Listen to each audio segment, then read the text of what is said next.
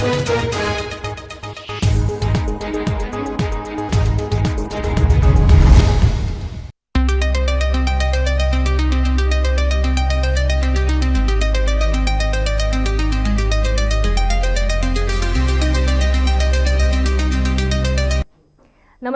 आप देख रहे हैं खबर अब तक। मैं हूं सुचिस्मिता। आइए रुक करते हैं सुर्खियों की ओर। पार्किंग संकट गहराया, मॉल से लेकर बैंक तक सड़क बनी पार्किंग। ट्रैफिक डीएसपी ने अवैध पार्किंग के खिलाफ मोर्चा संभाला।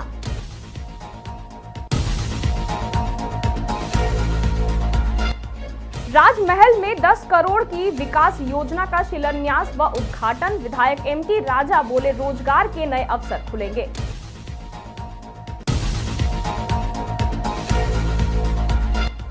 धार्मिक जमीन पर भूमाफियाओं की नजर। हजारीबाग के नरसिंह नगर में सैकड़ों लोगों ने किया विरोध।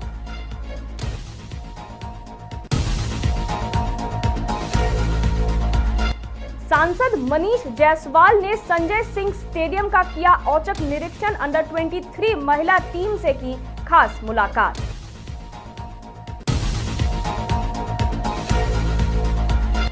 देवघर पहुंचे माननीय राज्यपाल संतोष कुमार गंगवार। प्रशासन ने किया गर्मजोशी से स्वागत।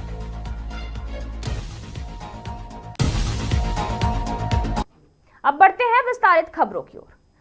शहर में बढ़ते जाम को नियंत्रित करने के लिए सोमवार को यातायात पुलिस ने सिटी सेंटर इलाके में सघन जांच अभियान चलाया। अभियान का नेतृत्व यातायात पुलिस उपाधीक्षक अरविंद सिंह कर रहे थे। गोविंद चाय दुकान से शुरू हुई कार्रवाई पूरे सिटी सेंटर में चली, जहां सड़क किनारे अवैध पार्किंग करने वाले वाहनों से जुर्माना वसूला गया और चालकों को दोबारा ऐसा न करने की हिदायत दी गई। जांच के दौरान कई नाबालिग चालक ऑटो और टोटो चलाते मिले, जिनके पास ड्राइविंग लाइसेंस नहीं था।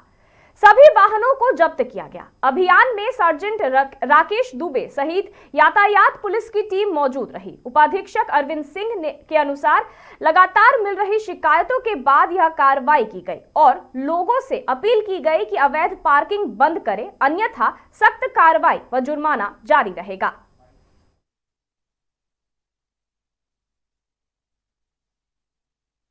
वो लगातार देख रहे थे कि सिटी सेंटर के आसपास लोग बेतरतीब तरीके से गाड़ियां सड़क पे लगा देते थे, जिससे जाम की स्थिति उत्पन्न हो जाती थी। तो उस अन्य चेकिंग के अलावे भी, ट्रैफिक रूल्स के अलावे भी नो पार्किंग का विशेष रूप से चेकिंग हम लोग करवा रहे थे। और जैसे कुछ चाय की दुकान अगल बगल में है या एसीबी वाले जज आवास है, ये सब के अगल बगल अच्छी खासी संख्या में लोग सड़क के किनारे इतना जाम करके लगाते थे कि अन्य दूसरी सरकारी गाड़ी या अन्य गाड़ियों को आने में कठिनाई हो रही थी। इसी को लेके हम लोग विशेष अभियान चलाए हैं और ये केवल सिटी सेंटर में, थोड़ी देर अभी सिटी सेंटर है, ये लगातार हमारा मेमको मोड़ की ओर जाएगा, श्रमिक चौक की ओर जाएगा, रणधीर वर्मा की जाएगा, ये लगातार जारी है। जुर्माना भी लिया गया है। हाँ, जुर्माना भी लिया गया। कुछ गाड़ी जब्त भी किया गया है। कुछ टोटो, एक आध टोटो में देख रहे हैं कि देखने से नाबालिग बच्चे थे जो गाड़ी चला रहे थे, उनको हम लोग जब्त करके थाना भेजे हैं। उसके द्वारा बताया गया है कि हम ड्राइविंग लाइसेंस दिखाएंगे, लेकिन संभावना कम प्रतीत होती है। उसने आधार कार्ड भी नहीं दिखाया। तो ऐसी शिकायतें पहले भी मिलती रही है। उसी के आलोक में हम लोग इस अभियान को कुछ हिदायत दिया गया क्या? नहीं, दुकानदारों को भी ये दिया गया कि अगर आप दुकान चलाते हो तो कोई कोशिश करो, लोगों को हिदायत दो कि तुम्हारे यहाँ जो लोग आए हैं वो सड़क पे नहीं लगाए। राजमहल विधायक मोहम्मद ताजुद्दीन उर्फ एमटी राजा ने नगर और प्रखंड क्षेत्र में करीब 10 करोड़ रुपए की लागत से बनने वाली विभिन्न विकास योजनाओं का शिलान्यास व उद्घाटन किया। इसमें अवर निबंधन कार्यालय का नया भवन, market complex, circuit house, BPHU, central lab, PCC सड़क सहित दरला पंचायत स्थित डहरू कुमार पुल का कार्य शामिल है। इस दौरान विधायक ने कहा कि राजमहल के विकास की मजबूत नींव रखी जा रही है, जिससे क्षेत्र में रोजगार और अवसर बढ़ेगा। उधर विधायक एमटी राजा उधवा के खरदांग मैदान में आयोजित बिरसा मुंडा फुटबॉल टूर्नामेंट के फाइनल्स मैच में और मेले में भी शामिल हुए। पारंपरिक स्वागत के बाद उन्होंने किक मारकर मैच का शुभारंभ किया। फाइनल मुकाबले के बाद उन्होंने विजेता और उप विजेता टीमों को पुरस्कार देकर सम्मानित किया। विधायक ने कहा कि खेल युवाओं की प्रतिभा को निखारने और सशक्त माध्यम है और ऐसे आयोजन सामाजिक सद्भाव को भी बढ़ाते हैं।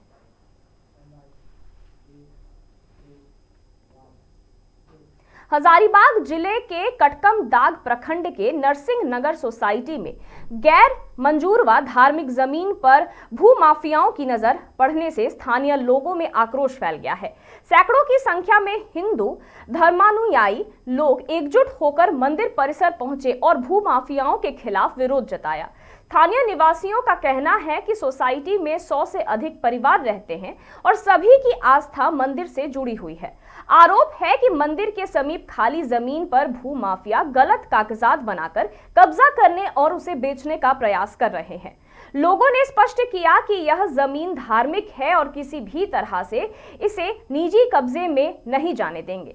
आंदोलित ग्रामीणों ने जिला प्रशासन से तत्काल हस्तक्षेप की मांग की है। साथ ही वे डीसी, एसपी और मुख्यमंत्री को ज्ञापन सौंपकर भू माफियाओं पर कार्रवाई की मांग करने की तैयारी कर रहे हैं। सिंह नगर सोसाइटी मंदिर का जमीन है, जिसको दलाल लोग है सो फर्जी पेपर बना करके बेचना चाह रहा है, जो कि हम लोग बेचने नहीं देना चाह रहे। क्या करते हैं यहाँ पे पूजा करते हैं और जागरण करवाते हैं, तो कैसे होगा? छोटा जगह में नहीं ना हो पाएगा। क्या चाहते हैं आप लोग? कि ये जगह का जमीन ना बिके। हम लोग यहाँ पे हुए हैं, जमीन बिक्री ना होवे। क्या है कि कौन सा जमीन है ये गैर मंजूर जमीन है। यहाँ लोग जाली पेपर बना के बेचना चाह रहा है, वही हम लोग रोक रहे हैं। क्या होता है यहाँ पे? पूजा होता है, यहाँ दुर्गा पूजा होता है। बहुत समय से हम लोग यहाँ पूजा कर रहे हैं। क्या चाहते हैं? यही कि यहाँ का जमीन ना बिके। ये सार्वजनिक दुर्गा पूजा समिति यहाँ नरसिंह नगर सोसाइटी के द्वारा मनाया जाता है। विगत कई वर्षों से मनाया जा रहा है। यह ज़मीन में जाली पेपर बना के दलालों के द्वारा जो है सो ज़मीन को बिक्री किया जा रहा है। इसी के लिए हम लोग हमेशा इसको रोकने के प्रयास कर रहे हैं कि ये ज़मीन ना बिके, ताकि नरसिंह नगर सोसाइटी के लोगों को, यहाँ पे आने वाले पीढ़ियों को यहाँ पूजा करने में, माताएं एवं बहनों को। हजारीबाग में क्रिकेट इंफ्रास्ट्रक्चर को सुदृढ़ करने की दिशा में आज एक महत्वपूर्ण पहल देखने को मिली। हजारीबाग लोकसभा क्षेत्र के सांसद और जिला क्रिकेट संघ के अध्यक्ष मनीष जायसवाल ने संजय सिंह क्रिकेट स्टेडियम का औचक निरीक्षण किया। इस दौरान उन्होंने न सिर्फ स्टेडियम की तैयारियों का जायजा लिया, बल्कि झारखंड अंडर 23 महिला टीम से मुलाकात कर उनका उत्साहवर्धन भी किया। कूच बिहार ट्रॉफी जैसे प्रतिष्ठित टूर्नामेंट की तैयारी को लेकर भी उन्होंने कई अहम निर्देश दिए।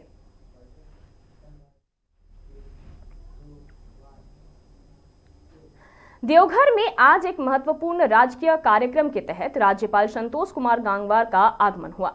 देवघर एयरपोर्ट में जिले के वरिष्ठ अधिकारियों ने पुष्पगुच्छ देकर उनका गर्मजोशी से स्वागत किया। वहीं प्रशासन ने पूरे प्रोटोकॉल के साथ तैयारियां सुनिश्चित की थी।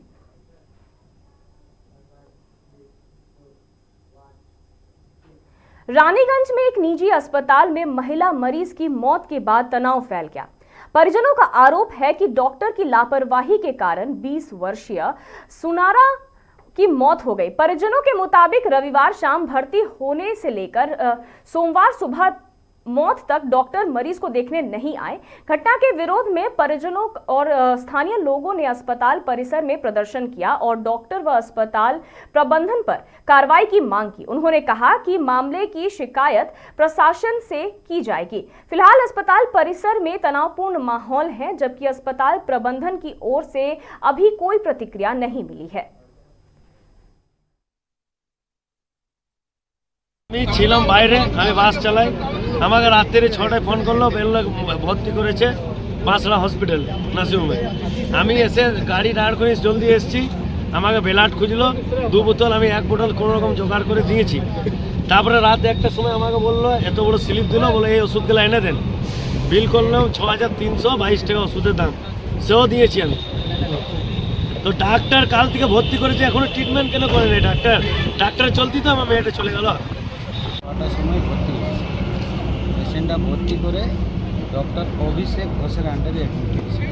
অ্যাডমিট হওয়ার পরে রাতে পেশেন্ট সিরিয়াস হয়ে গেছে। কি নিয়ে ভর্তি হয়েছিল? শরীরে রক্ত কম ছিল, কম ছিল, সেই বলেই অ্যাডমিট করেছে। তো রাতে ব্লাডও আনতে বলেছিল, রাতে ব্লাডও অ্যারেঞ্জ করে 1 ইউনিট দিয়েছি। মানে প্রসূতি ছিল, হ্যাঁ, প্রেগনেন্ট মহিলা। প্রেগনেন্সি ছিল। शेख भिखारी मेडिकल कॉलेज अस्पताल हजारीबाग में जांच के लिए हर दिन अव्यवस्था का नजारा देखने को मिलता है। एक्सरे, एमआरआई सहित अन्य जांचों के लिए मरीज सुबह सुबह से 8 सिस्टम के जरिए नंबर लगाने को मजबूर है। इस प्रणाली में लोग अपनी पर्ची किसी ईंट या पत्थर के नीचे रख देते हैं और उसकी रखवाली के लिए घंटों वहीं बैठे रहते हैं।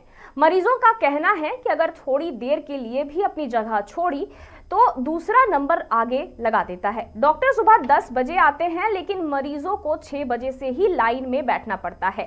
कई बार गलती से दस्तावेज गलत होने पर मरीजों को फिर से पीछे लगना पड़ता है, जिससे बुजुर्गों और महिलाओं को ज्यादा परेशानी होती है। लोगों की मांग है कि अस्पताल प्रशासन सुबह ही किसी जिम्मेदार कर्मी को तैनात करे जो जांच में जुटी जानकारी दे और रजिस्ट्रेशन प्रक्रिया को व्यवस्थित करे। वहीं अस्पताल सुरक्षा कर्मियों ने कहा कि जांच काउंटर 24 घंटे खुला रखा जाता है, लेकिन मौके पर स्थिति इसके विपरीत पाई जाती है। मरीजों ने इस पर नाराजगी जताते हुए बेहतर व्यवस्था की मांग की है। सुबह 6 बजे के आने के बावजूद भी, सारा पेपर देने के बावजूद भी इन लोग पेपर नहीं लेता है। अगर कुछ भी मिस्टेक होता है तो पेपर मुंह के ऊपर फेंक देता है। कोई अंदर से जाता है तो कोई पैसा देता है तो उन लोग का तुरंत कर देते हैं। अगर हल्का से भी यहाँ पे सुबह 6 बजे ही आए हुए हैं और यहाँ पे पेपर रखे, पेपर के ऊपर एक पत्थर दबा के रखे हुए ताकि कोई और पेपर हम लोग को हटा करके कोई लेना चाहिए। सुबह से 6 बजे आ करके यहीं पे 6 बजे से ही बैठे हुए हैं हम लोग। 7 बजे से लाइन लगे हैं, जाके 9 नंबर पे लगा हमारा। यहाँ पे ये सिस्टम है कि पर्ची लेके आइए और उसके पर्ची रखिए, उसके ऊपर ईटा रख दीजिए तो नंबर लग गया, समझिए। उसमें भी कुछ मिस्टेक हुआ तो पेपर मुंह पे फेंक दिया जाता है अंदर से, फिर पीछे से लगिए और साइड से कोई अंदर जाते हैं पैसा दे के, उनका काम पहले हो जाता है और हमारा पीछे से होता है। अस्पताल आए हैं, इसमें सबसे बड़ी समस्या होता है जांच के। सुबह में आइए तो 15 से 20 पेशेंट लेता है जेंट्स को, 15 से 20 पेशेंट लेता है लेडीज को। और उसमें भी क्या होता है कि जो रात में जो एक दिन बाद होता है जांच, पेशेंट आज बीमार है तो उसका आज कोई स्थिति कुछ जांच नहीं हो पा रहा है। उसका नेक्स्ट डे आइए तो 20 गो। अगर आज कोई व्यक्ति आया है बीमार है तो बीमार होने के बाद आता है यहाँ पे पेशेंट जांच कराता है, जांच कराने के बाद या डॉक्टर से लिखाने के बाद जब जाता है तो 10 बजे वहाँ पे सारा चीज खत्म हो जाता है। चूड़ी गंगा पर नाव से पार करने की बजाय एक लंबा बांस का पुल बनाया गया है। नवदीप थाना क्षेत्र के पूर्वस्थली और इकद्दरपुर गांव के बीच आवाजाही के लिए इस बांस के पुल को सोमवार से आधिकारिक तौर पर खोल दिया गया। इससे यात्रियों को अब नाव के लिए लंबा इंतजार नहीं करना पड़ेगा। उन्हें इकद्दरपुर या नवपल्ली घाटों तक बांस के पुल से पैदल ही पार करना होगा। पूर्वस्थली रेलवे स्टेशन से नवपल्ली घाट की दूरी 300 मीटर है और दक्षिणी रेलवे फाटक से इस घाट की दूरी केवल 10 मीटर है। सोमवार से चूड़ी गंगा के इस घाट पर नाव का आवागमन फिलहाल बंद रहेगा, इसलिए यात्रियों को इसी बांस के पुल का इस्तेमाल करके दोनों किनारों तक आना जाना होगा और घाट मालिक को पार करने के लिए एक निश्चित किराया देना होगा। কি হচ্ছে? এটা একটি বাঁশের সাঁকো করা হচ্ছে। আচ্ছা, আপনাদের? হ্যাঁ। আপনারা কি ঘাট ডাক নাকি? আমি ঘাট ডাক নেওয়া আছে, সরকারি জেলা পরিষদ, বর্ধমান জেলা পরিষদ থেকে ডাক নেওয়া। আচ্ছা। এই ঘাটটি নেওয়ার পূর্বে আমি দীর্ঘদিন নৌকা চালাই। এখানে জল কমে গেলে নৌকা এখান দিয়ে নৌকা চলাচল হয় না, কচুরি পানা বিভিন্ন রকম ভাবে অসুবিধা হয়, সাথে আমারও হয় এবং সমস্ত গ্রামবাসী মানুষ যারা যাতায়াত করে প্রত্যেকের হয়। তার জন্য এই ডিসিশনটা মোটামুটি আমি 2-3 বছর থেকে একটা উদ্যোগ নিয়েছি। আলোচনা আরও বিভিন্ন জায়গায় দেখে এসে এটা আমি আলোচনা করে এটা একটা সিদ্ধান্তে এসেছি। এই মাছাটা করলে আমার এবং সারা গ্রামবাসী প্রত্যেকে যারা পারাপার হবে প্রত্যেকের সুবিধা লাগবে বলে আমার মনে হয়। তাহলে কি ঘাট কি সব সময়ই খোলা নাকি? ঘাট সব সময়ই খোলা, অল টাইম। রাত 12টা হলেও পাবে এখানে? হ্যাঁ, দিবারাত্রি খোলা থাকবে। এই সাঁকোটা কত বড় লম্বায়? এটা লম্বায় আছে 1000 থেকে 1100 ফুট মতো। 1100 ফুট। काक्षा प्रखंड के आमला जोड़ा ग्राम पंचायत के फुटबॉल मैदान में बीचों बीच लगे बिजली के खंभे और 11,000 वोल्ट तार के कारण खेल गतिविधियां बंद थी। ग्रामीणों की शिकायत पर पंचायत मंत्री एवं विधायक प्रदीप मजूमदार ने ऊर्जा मंत्री से बात कर मैदान के बीच से बिजली का खंभा हटवाया।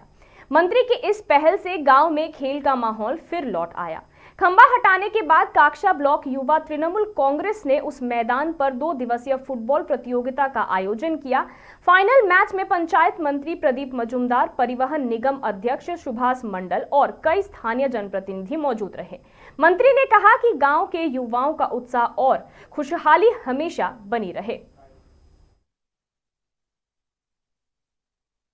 আজকে আমরা গত দুদিন ধরে আনন্দপুর গ্রামের এই আনন্দপুর ফুটবল মাঠে 2 দিবসীয় ফুটবল প্রতিযোগিতার আয়োজন করেছিলাম তৃণমূল যুব কংগ্রেসের পক্ষ থেকে। আনন্দপুর গ্রামে আমাদের যে তৃণমূল যুব কংগ্রেসের সংগঠন আছে মূলত তারাই উদ্যোগ নিয়েছে এবং এটার বিশেষ কারণ হচ্ছে আমাদের দুর্গাপুর পূর্ব বিধানসভা কেন্দ্রের গর্বের বিধায়ক, রাজ্যের পঞ্চায়েত, গ্রামোন্নয়ন এবং সমবায় দপ্তরের মন্ত্রী মাননীয় প্রদীপ মজুমদার মহোদয়ের উদ্যোগে এখানে একটা বড় সমস্যার সমাধান হয়েছে।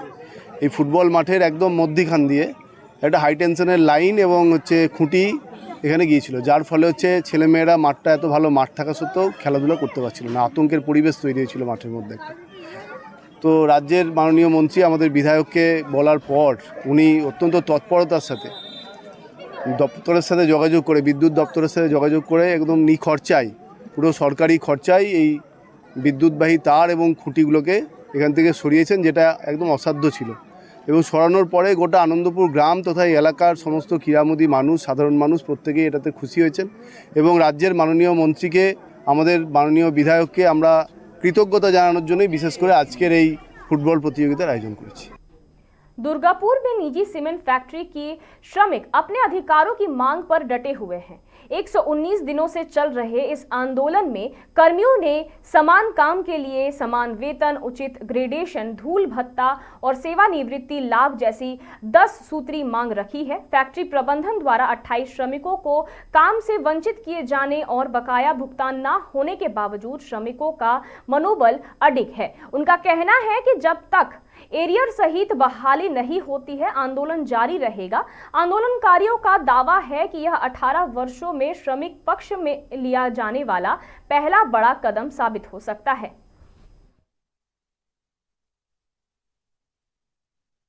आज 119 दिन हो गल बिरला सीमेंटे 450 जन वार्कार के फैक्टरि ঢুকতে দেয়নি কাজে। তাদের অপরাধ কী ছিল? তারা নিজেদের গ্র্যাচুইটি চেয়েছিল অবসরের পরে, তারা নিজেদের রেট চেয়েছিল, সমকাজে সমবেতন চেয়েছিল, ডাস্ট অ্যালাউন্স চেয়েছিল, গ্রেডেশন চেয়েছিল, বেতন চুক্তি চেয়েছিল। এটা এমন কারখানা যেখানে কোনো বেতন চুক্তি নেই, কোনো গ্রেডেশন নেই। অর্থাৎ যে শ্রমিক অদক্ষভাবে ঢুকবে, সে শ্রমিক যতই কাজ জানুক, যতই কাজ হোক, তাকে অদক্ষ রেটে নিতে হবে। সিএলসির আওতায় পড়ে বিড়লা সিমেন্ট কারখানা, কিন্তু রেট দেওয়া হয় ডিএলসির। এই সমস্ত অনিয়মের বিরুদ্ধে আমরা শান্তিপূর্ণ অবস্থান করছিলাম। শ্রমিকরা যেহেতু আমাদের সঙ্গে ছিল, শ্রমিকদের কাজে ঢুকতে বাধা দেওয়া হয়েছিল 21শে জুলাই। তারপরে যখন শ্রমিকরা কাজে ঢুকতে যায়, বহিরাগত বাউন্সার সিকিউরিটিদের গালাগালি করায়, 450 জন শ্রমিককে ঢুকতে দেয়নি। তারপরে লেবার কমিশনের হস্তক্ষেপে একটা পেপার সই করা হয় যে সমস্ত শ্রমিক কাজে জয়েন করবে, কিন্তু আজও 28 জন শ্রমিক বাইরে বসে আছে। আমরা সমস্ত দৌড়ে গেছি, কিন্তু কোনো সুরা হয়নি বলে আজকে নিয়ে 5 দিন আমরা এখানে আবার অবস্থান বিক্ষোভ চালাচ্ছি।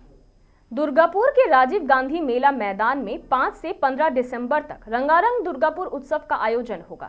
रविवार को हुई प्रेस कॉन्फ्रेंस में समिति ने बताया कि इस बार उत्सव में अंतर्राष्ट्रीय कलाकार भी भाग लेंगे। राज्य के मंत्री प्रदीप मजूमदार, विधायक नरेंद्रनाथ चक्रवर्ती और अन्य गणमान्य उपस्थित रहे। मंत्री मजूमदार ने कहा कि उत्सव में मेला और सांस्कृतिक कार्यक्रम शहरवासियों को खास अनुभव देंगे। यह तस्वीर दुर्गापुर उत्सव पहले से बड़ा और भव्य होने जा रहा है, जो 10 दिनों तक कला, संस्कृति और मनोरंजन का संगम बनेगा।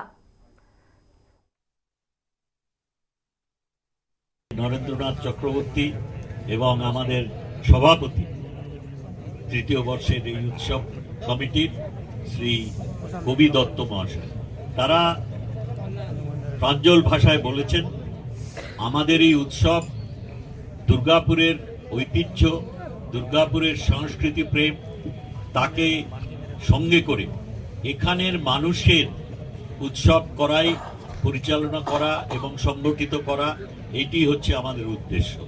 সেখানে এখানে আমার তোমার বলে কোনো জিনিস নেই। আমরা দুর্গাপুরবাসীর সঙ্গে তাদের কাছে উপস্থাপনা করব এমন একটি উৎসব। সেই উৎসব প্রাঙ্গণে সবাই আসেন, আরো আনন্দের সঙ্গে আসবেন এবং আনন্দ করে ফিরবেন। सेंट आइंस्टाइन स्कूल बरमसिया चौक में बाल दिवस के अवसर पर 16 नवंबर को साइंस एवं आर्ट्स एग्जीबिशन का आयोजन किया गया। कार्यक्रम में कक्षा 2 से 10 तक के छात्रों ने लगभग 40 नवाचार पूर्ण प्रोजेक्ट्स के माध्यम से अपनी रचनात्मकता और वैज्ञानिक प्रतिभा का परिचय दिया। 100 से अधिक छात्रों की भागीदारी और प्रदर्शनी में मॉडल्स, वैज्ञानिक प्रयोग, कला कृति और चार्ट मुख्य आकर्षक रहे। शिक्षकों और विद्यालय प्रबंधन ने छात्रों के प्रयासों की सराहना की और उन्हें आगे भी ऐसी गतिविधियों के लिए प्रोत्साहित किया। कार्यक्रम के दौरान बच्चों ने स्वादिष्ट व्यंजनों का आनंद लेते हुए बाल दिवस को यादगार बनाया।